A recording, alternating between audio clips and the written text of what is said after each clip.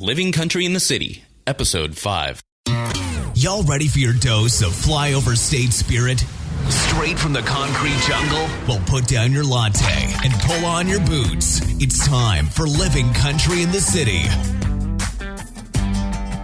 All right, everyone. We are back once again at the International Sportsman's Expo in Salt Lake City. I am currently sitting in a lovely camp chair in front of what is probably the biggest, most ridiculous truck, trailer, hauler, little bit of everything in one. I'm here, sitting here with Austin McFee of Huntin Fool, and I'm just admiring this giant truck. But there's a lot to take in, Sam. Yes, there is. Thank you so much for taking the time out of your day to join me on the show. So let's start first and foremost. Why don't you tell me just what Huntin Fool is? Okay, so what we do is we do state-by-state analysis for about 22 different states on every hunt that there is in those states. And so we help our members acquire more hunts, know when to hunt, in what states, how to hunt, how to put in, manage their points. If you're wanting to look at a different state to start putting in, we have professional hunters on staff that go and do all the data and all the research for that particular state, and put that compile that into the magazine so that it's an easy to read format that you can then strategize your hunts, know what the deadlines are.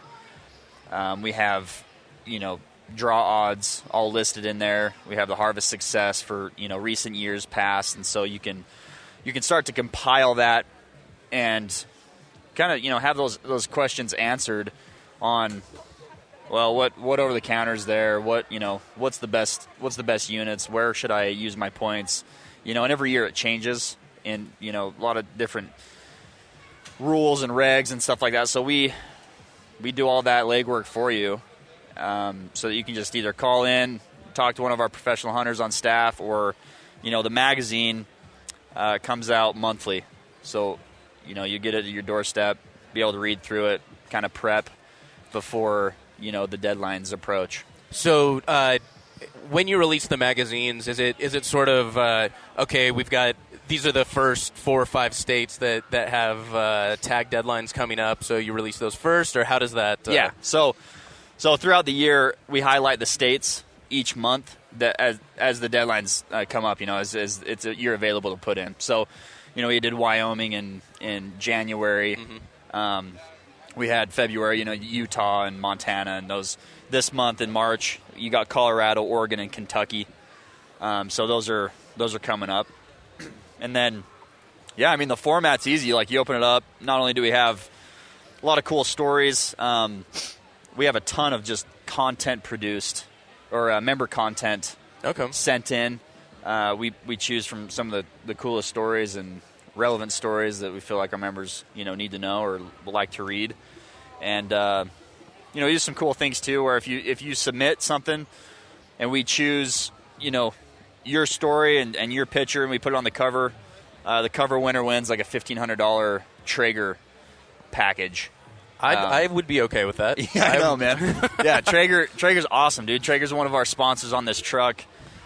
I was just sitting. They're just up the row a little bit here. I was sitting drooling over a couple of their grills the other day. Yep. But so speaking of this truck, this giant camo, guys, like, I'm sitting next to this truck and sitting down. The wheels are pretty much taller than my head, I think, at this point. It's got a huge camper shell on the back. It's got a toy hauler. This is literally every dream. I would probably move out of my apartment if I owned this truck. So what's this story? Why do we have the giant truck here? Yeah, this kind of all came about. We called Diesel Brothers and just said, hey, we'd like to have something built, that kind of represents Huntin Fool. We're in our 21st year, almost 22nd year of business, and we want to get the word out. We had the Huntin Fool TV on Sportsman's channel And, we approached those guys, and they're like, look, we've got something already put together. We said we want this thing to be like the ultimate base camp, just something that catches people's eye. We're in expos or whatever, but we want to do something cool. I'd say this is eye catching, to say the least. So you can see it from just about anywhere in this expo. I know it, dude. It's a tower. I mean, it stands almost 12 feet tall. It's like 35 feet long, almost 40 with this platform. You can put a razor on the back, and we approached QU. They were awesome enough to work with us and getting this thing wrapped in their Vias, camo pattern. But Diesel Brothers did a great job, man. They started out with an 01 tow truck. It's an F650, so it's got that Cummins engine, 24 valve. And then they put, the military grade, 3 military grade, 9-ton rated axles on there with the 46-inch tires. It's massive, dude. But I mean, it's it's got all the full amenities of an RV trailer that they took and fabricated onto the frame. And this isn't just a truck that you're towing a trailer behind. Dude, I mean, this thing is like one full piece. This is like you're hunting base camp for weeks. I mean, it's totally solar paneled, fuel stations, extra gas tanks and stuff for razors and generators. I mean, is the cab up here? I need to go inside and explore this thing. But is the cab connected with the main body of the trailer? Yeah, so there's a pass through. So you could be driving, hop in the back, open just the fridge, put it on cruise control, tie down the steering wheel, and go back and make a sandwich. Yep. That's go take a nap back on the full size bed in the back. Go to the bathroom, whatever you want to do. I don't know. The next one of these, you guys gotta get in with Tesla or Google and get these to be self-driving. Exactly. So that way you can sit and you can add an archery range in the back or something and practice your shooting while it's driving itself to the base camp. Well, it'll be hard to outdo ourselves unless we do something like that, right? We'll work on that one. So now what's you have this out here for the show, but there's also this giant orange banner that says "Win this truck." I'm drooling over this thing right now, so I need to know how I can get myself in the driver's seat. Yeah, Sam. So Huntin Fool, I mean, we've been known forever that we give pretty big, hunt packages away. We give trucks away all the time, and so we just finished one up last month, where we were giving away, Alaska moose and brown bear hunt combos, sheep hunts, elk hunts, just the top of the line, most sought out, coveted hunts.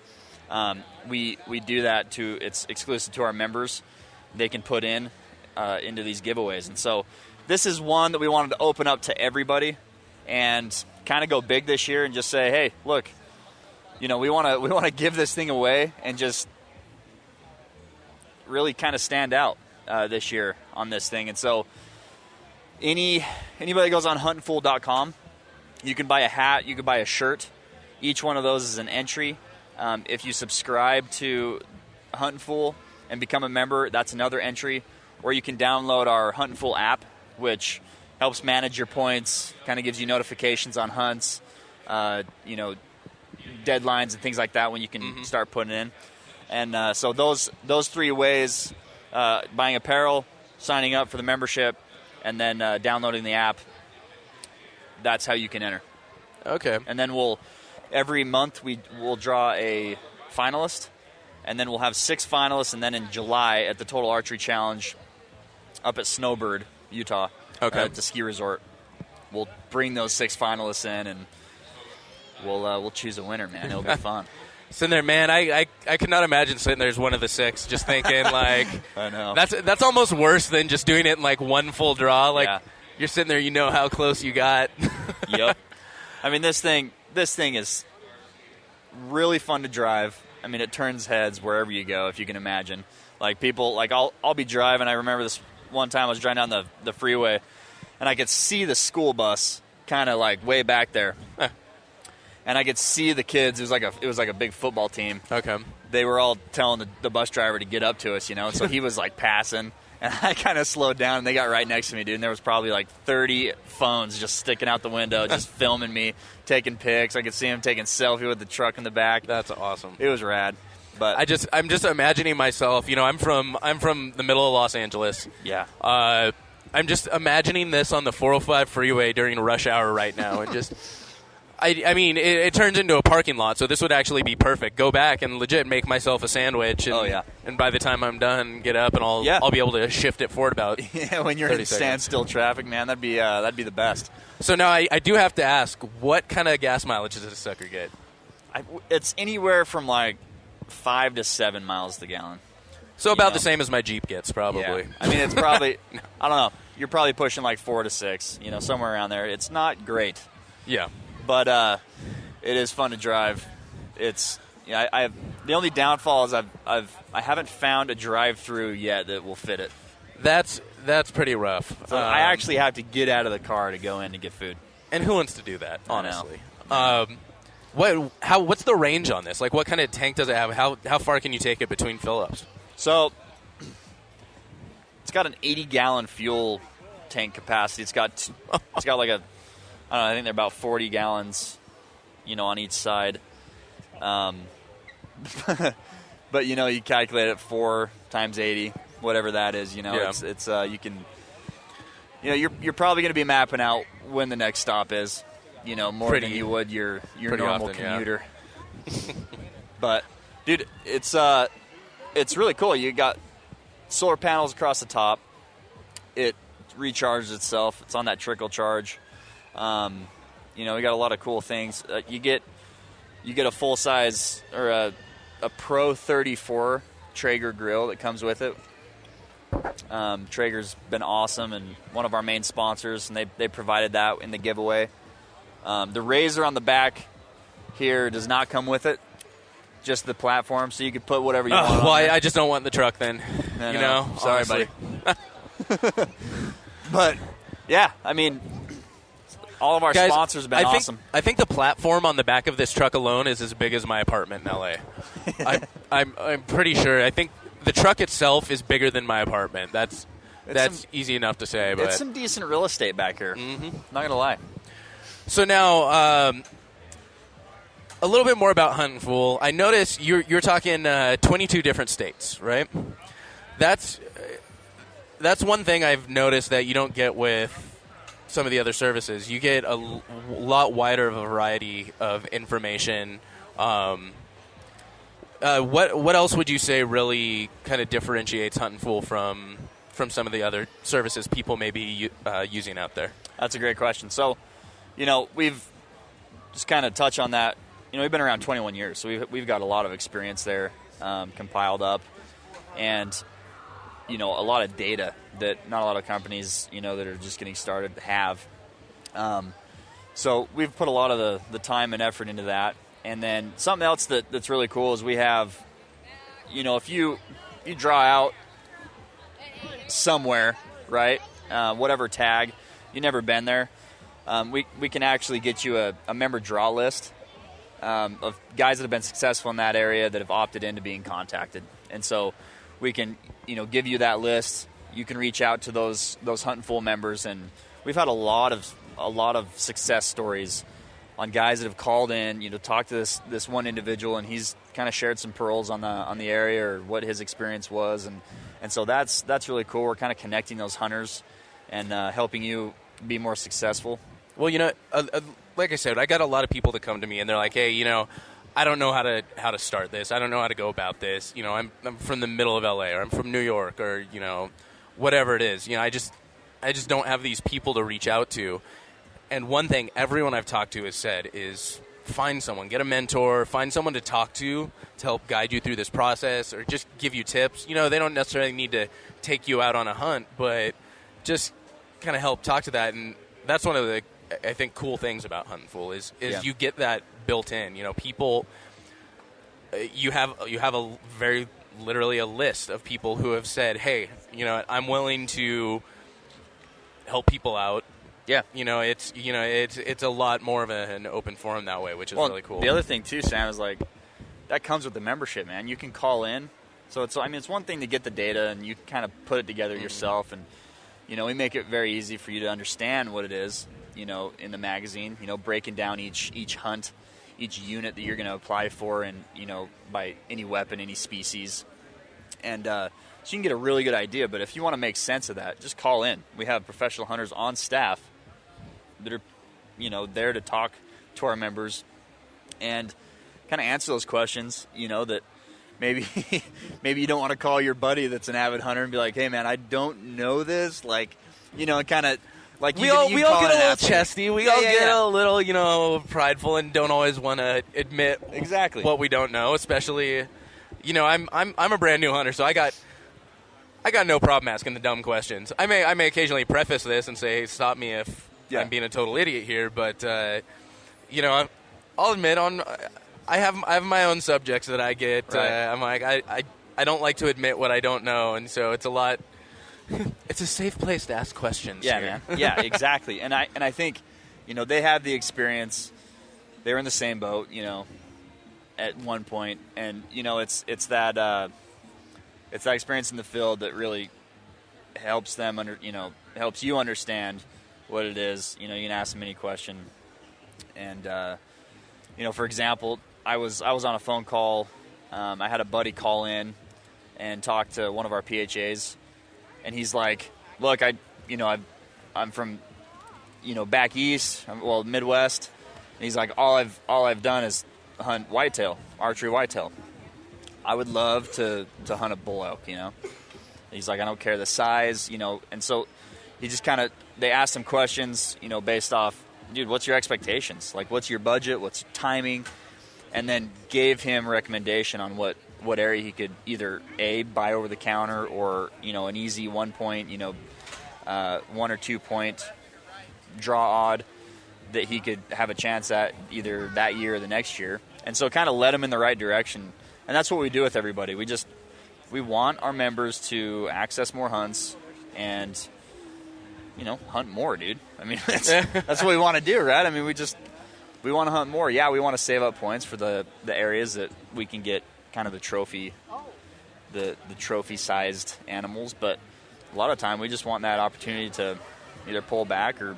Well, you always want to have that kind of that big 10-year plan where you're going to get that once or twice in a lifetime hunt.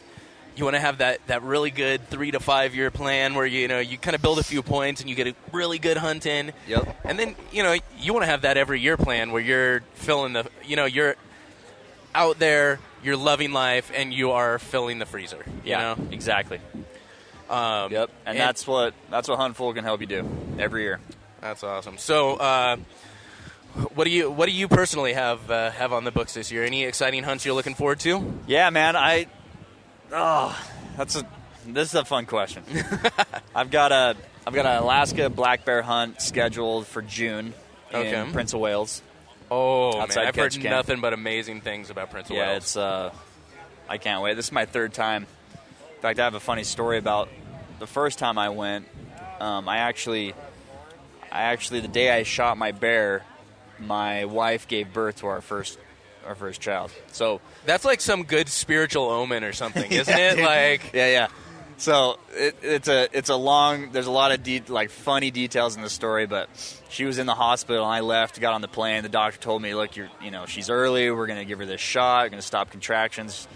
And I'm like looking the doctor right in the eyes. I'm like, you give me your word right now that I'm not gonna miss this birth, dude. I'm never gonna hear the end of it.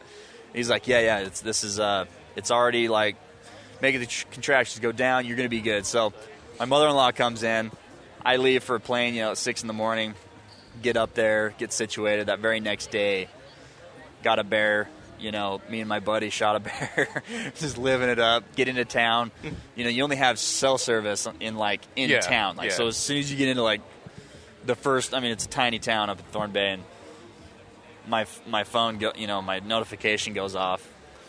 I got a missed call, so I call her right back, and she asked me how my day is, all chipper, like, hey, how's it going? I'm excited to hear. And I fell into it, dude. I told her my story for 10 to 15 minutes.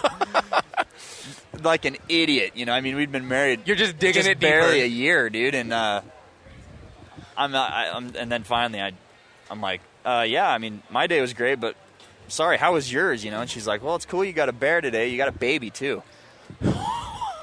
And I was sitting in the back of the expedition, and by that time we'd pulled into the lodge, and all the other guys were in the car, and they heard that, and they just slowly got out. Like, they're just like, oh boy, This is going to be a conversation we he's don't want dead. to be involved in. He is dead. So I sat there, but no, my wife, she was rad, man. She's like, no, just stay, because I had 6 more days.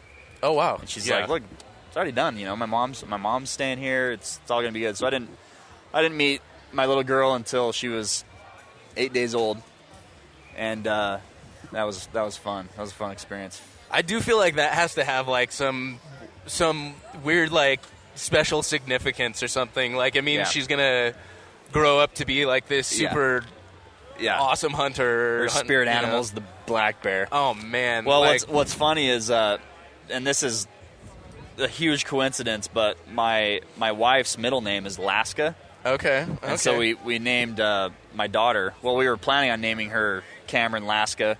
It's like Alaska without the A. Yeah. So just Laska. And everybody thinks, because they know that I was in Alaska when she was born, that we named her that because of the whole story. But no, it's a family name, but it's kind of. I do have this picture of like you've got the crib, and it's like got this whole bear skin, and she's like wrapped in the bear skin or something. Don't tell me if it's not, because I'm just gonna sit here and that's what I'm going to picture. Don't ruin my vision here. I won't. That's 100% accurate. Oh my god! But no, that place is kind of dear to me. My dad, I always go up when he's been going up every year, and he's a taxidermist. My dad is, and so. Oh, that's nice to have in the family. Yeah, so he's got a lot of guys, that go up every year, and so he goes up and gets the taxidermy. But yeah, we're going up this year. This will be my third time. I've got 2 nice bears up there already, and then I don't know. I put in for a Wasatch, elk tag. I've got probably good chance of drawing out a mountain goat this year as well, Utah. So, general season's always a shoot. But so what's your dream hunt? Like the one you're like special lifetime hunt anywhere in the world, anywhere in the U.S. What would it be? Honestly, I'd love a sheep hunt, but I do love watching. I don't know why, but like just an Alaska moose. Yeah. I would love like a moose brown bear combo hunt. Oh man, that would be. I love Alaska. I'll tell you one of my favorite things. I'm obsessed with Ranella's show Meat Eater on Netflix, and one of my favorite episodes is his Alaska moose hunt, and I'm like, gosh, that's just. There's just something about that animal, man. It's like, well, and the other one it's the second up, but I want to kill like a 200+ inch muley. Yeah. Like I love big muleys. You know what? I'd love it. I hear that from a lot of people. It's I'll like, get there, but you expect everyone to be like, oh, what's your favorite thing to hunt? You expect them to be either like some exotic animal or something hard. And like almost everyone I've talked to is muleys, without a doubt. Man. I love hunting mule deers. It's the most fun thing to hunt, and they're fun. Look at that hunt. That's nuts.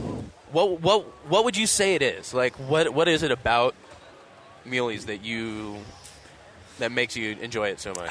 I don't know. For me, it's the stock. It's it's not so much the location. It's literally just, dude, having that 200-inch muley on your wall. Like, you got to work to get that. Yeah. And for me, I mean, any hunt for me is the experience. I don't necessarily just want the biggest, and I think everybody would like that. They always want that 400-inch bull and the 200-inch muley. You're not going to turn it down if it walks in front of you. Absolutely not. Like that's what keeps you motivated. That's what you want to go out and you wake up every day and go out and you're hoping to see that one. But whatever you end up getting is just about the experience, man. It's hunting. It's awesome. I know, I'm excited. I'm going out for my first big hunt. I've done a little bit of tree stand stuff. Did some whitetail out in Mississippi this last Thanksgiving, but really had a buddy of mine that I work with. He's kind of opened my eyes to this whole the backcountry thing, and really that it's an attainable, accessible thing. It's not not this weird pie in the sky dream to go only a once in a lifetime kind of thing. And so I'm super excited. I'm doing unless I get insanely, ridiculously lucky with the Arizona draw odds, which, there's always that 0.01% chance. It looks like I'm doing Idaho, probably over the counter, archery in September. So I'm really excited to go test out my bugling skills. I took the 4-mile walk from my hotel into the Expo today and spent the entire time with a diaphragm call and a bugle scaring the crap out of absolutely everyone on the sidewalk. That's awesome. They're all. I'm using the diaphragm, and they're all like ducking, looking up in the trees, and pointing stuff out, and I'll sit there and I'll let them look for a bit. Then I'll grab the bugle tube and I'll just belt out a really loud one, and usually there'll be a couple of them, and one will turn around and they'll start laughing. The other one just looks pissed off. But, yeah, it's not every day you hear that in Salt Lake City. Well, it's like even around walking around the Expo, because it's a mix of people. You got a lot of people that aren't familiar with elk. Even some of the hunters, they maybe just do deer, this or that, or a lot of the fly fishers. There's a huge contingent of them here, and I'll be sitting around and I'm just doing little elk, cow elk calls and like little small stuff, because I'm not trying to blow anyone out and. But, they'll be doing that same. They'll start looking around, and they'll realize it's coming from me, and they'll look, and they'll kind of wave me over. And it's to the point now where I'm just walking around mindlessly doing it. And so they'll be like, what do you have in your backpack? I'm like, just like some sound gear and a laptop. Why? And they're like, what animal is that? I swear I heard something. And I'm like, it's just this. And they're like, oh, gosh. They're like, I was looking around the booth for, like, the rodent that got loose, and I'm obviously not the best elk caller yet. Right now it kind of sounds like I'm occasionally strangling a squirrel, but you don't want to hear mine. I'm not. Well, I haven't tried it enough, Well, it's like, especially after watching we had the world championship elk calling. I've realized that you've got all of these like peewees and juniors, and they're pretty sure every single one of them can out-bugle me. I don't even want to talk about the adults in the professional division and everything. There was like a 15-year-old kid came by here yesterday, and I had him bugle right here in the booth. Sounded good.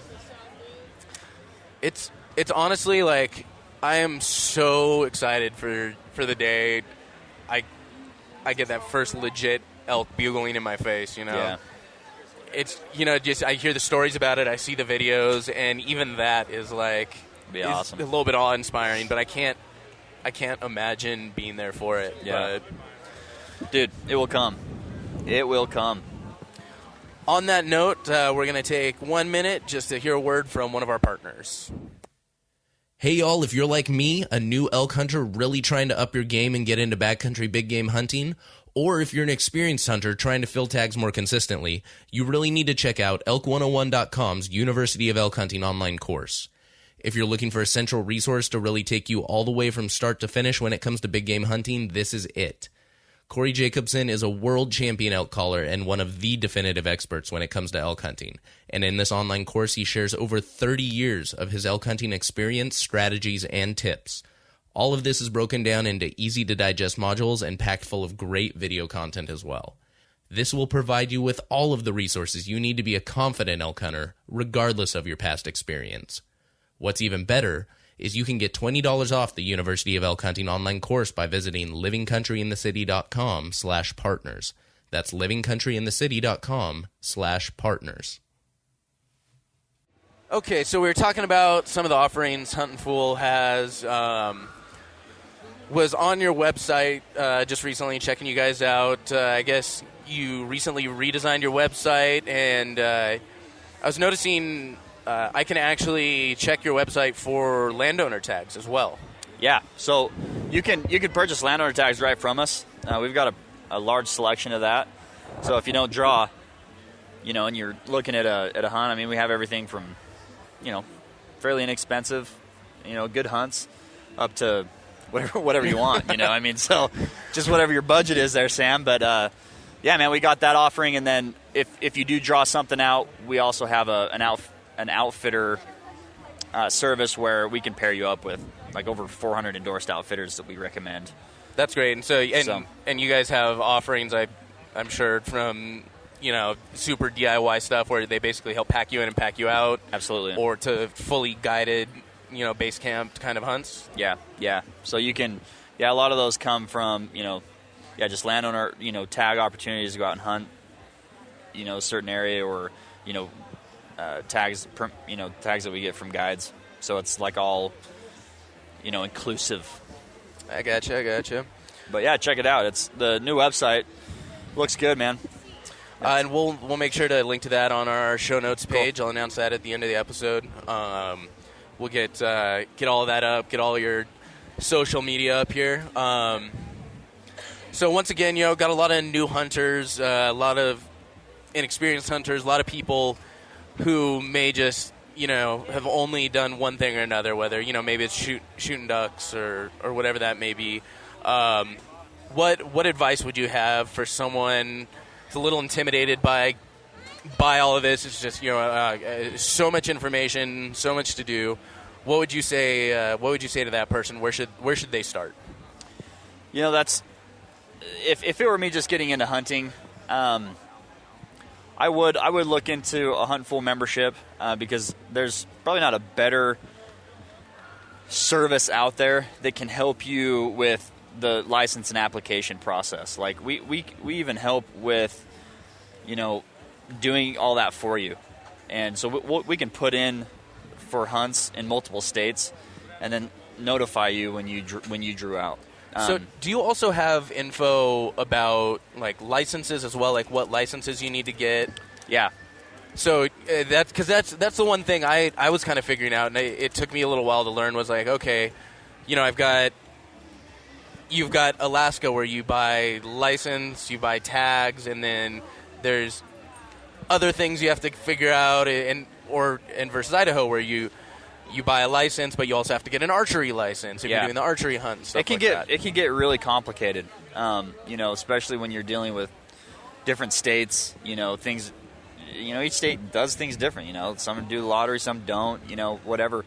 But, for those guys getting into it, I mean, for $100 a year, you can get the subscription to Huntin Fool. You get the magazines. I mean, it's a substantial magazine. Probably you guys can't see these, but these are really legit quality magazines. They're this isn't just the cheapo, No, man, the cheapo thing you get in the mail each day. There's a lot of content. There's a lot that goes into this. Quality, yeah. Yeah, there's a lot that goes into it. It's high quality, but I mean, it's inexpensive just for the getting this monthly. I mean, we put 12 of these out, and so that, but then also being able to call in and say, hey, just that question like we were talking about, where do I even start? I want to hunt in this state, or I want to hunt in this state, or I want to hunt this species. Like, help me, and they'll, Garth, Robert, Stan, all those guys at Huntin Fool, man, they'll help you. I mean, I've heard them just talk for an hour with one member and just map it out. It's like sitting down with a financial planner. Like, they'll say, all right, what are you going to do? Like, here's your strategy for the next 10 years, right? Like, okay, you got it, now go, And so that's not a bad way to think about it. There's a lot of people out there that will, they'll have a family financial planner that they have on retainer, or they'll have a lawyer, and they'll have, what? If you're a hunter, you should have someone like this on retainer. I mean, think of it that way. You have access to all of this hunting knowledge, right at your fingertips whenever you need it, without having to pay that extra fee once you get that membership. So I've kind of got my general plan figured out. I'm looking, Arizona is kind of like my big hunt. I'm starting to build up points for Arizona, building up points in Wyoming right now too. That's kind of like my mid-range goal. Sweet. Figure I can get a hunt every 3 to 5 years there. Yep. And then I'm looking at Idaho currently and maybe Colorado for my every year, either through doing some over-the-counter tags or just getting more likely to get a draw unit there. What other states might be good for somebody? Like, what other kind of would be some good options or combos? Do you think for somebody that's wants to start planning out hunts? Idaho's a good one. Colorado. I think they all have a good opportunity for those guys that can draw something out with 1-2 points. The other thing too is like Utah. If you have any Utah listeners, like the Dedicated Hunter is good. I haven't done that yet. I'm probably going to next year. But you can hunt all 3 seasons. Archery, muzzleloader, and rifle, and so you get a lot more time in to be able to hunt. And that's one tag purchase, or yeah, I didn't know about that one. That's pretty cool. So there's that option. But again, man, I would become a Huntin Fool member and talk to the professionals about it. And I'm just being here at this expo. I can't tell you how many people have just stopped by and said, "Hey, man, I'm a member. Thank you." Like, I never throw away any of these magazines. They're awesome. I have them stacked up in my bathroom or whatever. And they go back. I mean, you can see right here, all the information in here. And so, like, you start to learn, to how to use this as a tool, and then, coupling that with the professional hunters and calling in and saying, "Garth, man, help me." Like, what I got a little bit more of a budget this year. Yep. I want to hunt, I want 2 mule deer, So do you get a lot of people that call in regularly, like that? Do some of these guys like almost get to know each other, and you kind of like, okay, this is so and so. Like, I know what his plan has been for the past couple of years. Absolutely, yeah. I mean, that's just gonna just naturally happen, All right, well, so we're winding down on time here. Any last final closing thoughts for the new hunter, the city boy that wants to get into hunting? Any words of encouragement for them? I would say it's all in the preparation. Get kind of identify what it is you want to go after, and then put a plan in place, because it's all obtainable. And for me, like, I love the hunt because it's a 365-day prep, between being in shape for the hunts to sourcing out what gear you're going to need, and all that stuff just changes every year. It's why people come to these things, right? I mean, that's why this industry is so amazing and exciting for me, is to know what that new thing is that's going to help me become a better hunter, and be able to survive against Mother Nature when I'm out there. It only takes you a couple times out there to really understand that you need good quality stuff so that your hunt doesn't turn into a bad experience because you don't have the right gear, you don't have you weren't prepped right. And so for those guys getting into it, it is do your homework on that stuff, and then enjoy it, man. Do it. Sounds good, man. So if people wanted to find Huntin Fool online on all the social media and the website, where are they looking? Go to huntinfool.com, hunting with no G, huntinfool.com, and follow us on social media. Facebook is The Huntin Fool, and then Instagram is Built to Hunt. All right, and we'll make sure to link to all those on the show notes page. Austin, thank you so much for taking the time, and it was good talking with you. Make sure everybody goes in and gets entered to win this truck. Absolutely. Yeah, guys. Actually, you know what? No. Don't enter to win this truck, because I want better chances. Yeah, right. But on that note, thanks again, man. Okay, man. Hey y'all, that's going to do it for episode 5 of Living Country in the City. Make sure you check out the show notes page at livingcountryinthecity.com/5 and hop on your favorite podcast platform to subscribe so you get updates for all of the newest episodes. And while you're at it, give us a good rating if you like the show. In the meantime, stay country, y'all. Thank y'all for listening to Living Country in the City. Get show notes and check out the blog, product reviews, events, and more at livingcountryinthecity.com.